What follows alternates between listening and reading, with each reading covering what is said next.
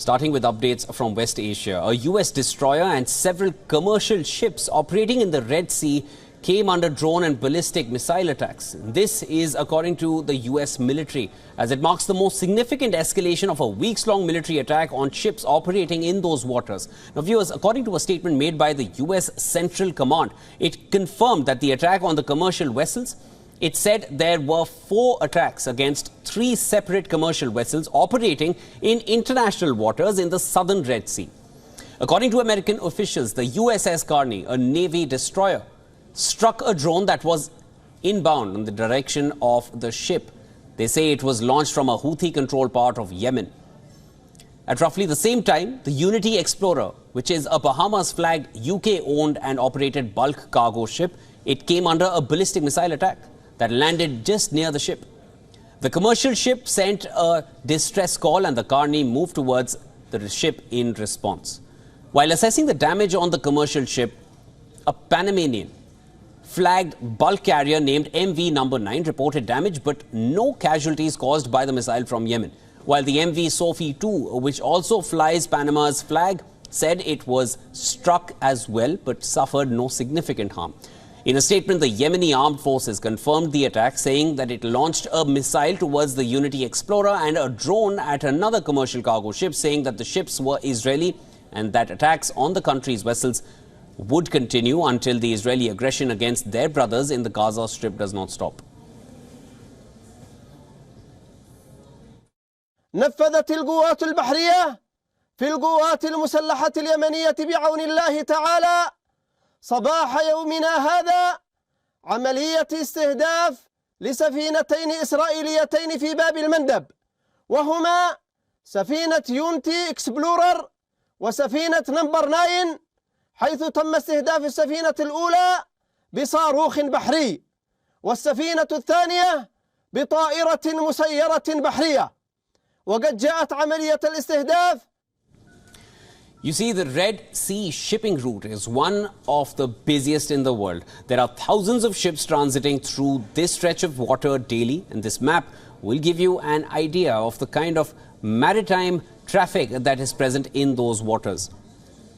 The Red Sea is a vital economic artery and is likely to become more so in the coming decades as a result of the large oil reserves throughout the region and precious metal resources as well. This makes the route critical for the global energy security. More than 10% of global trade passes through the Red Sea each year, and most ships sailing from Europe to Asia take this route as it is a cost-effective route. Crossing two of the 10 most strategic waterways in the world, the Bab al-Mandab at the sea's southern entrance and Egypt's Suez Canal in the north.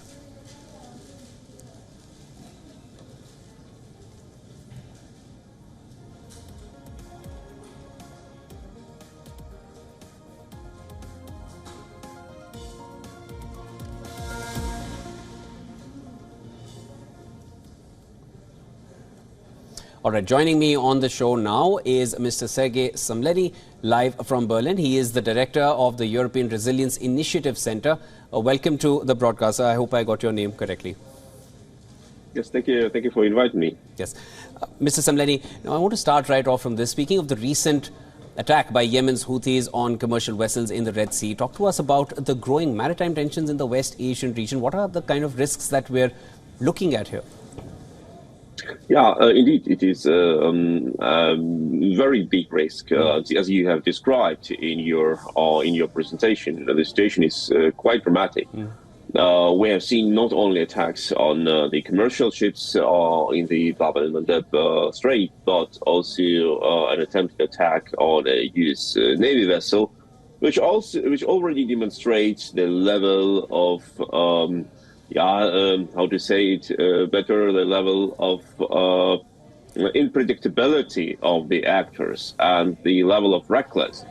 Like, there are not so many actors in this world who would be ready to attack a U.S. Navy vessel. Here we can see a clearly wish for escalation, or at least a wish not to calculate the consequences.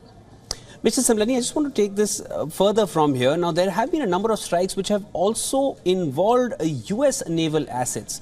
How big of a risk and what kind of escalation can we expect when there are attacks inbound towards U.S. military assets? Well, it is not the first attack in Yes, the region, it's not. not exactly in that strait, but in the region, but also in that strait on U.S. vessels.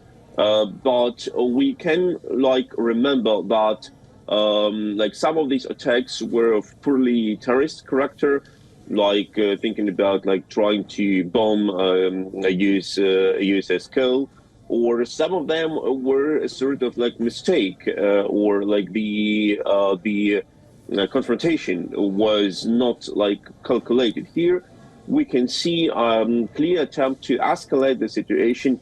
We already have seen that this coincidence, or at least timely, happens at the same time with the ongoing war between Israel and Hamas in Gaza. And we have already seen that there have been missiles launched at Israel territory from the same region. So here we can say that it is something more than just timely and locally separated attack on one single vessel. Mr. Sableni, I just want to take it a little further from here. You, of course, mentioned the Israel-Hamas war.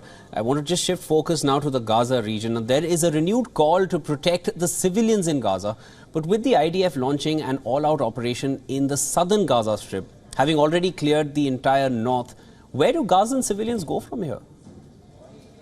Well, of course, that is a question, and the situation in Gaza Strip is extremely severe. We know Gaza Strip is a pretty small geographic region. There are not so many places where civilians can go, and neighboring nation of Egypt has not demonstrated a lot of readiness to accept refugees from the Gaza Strip.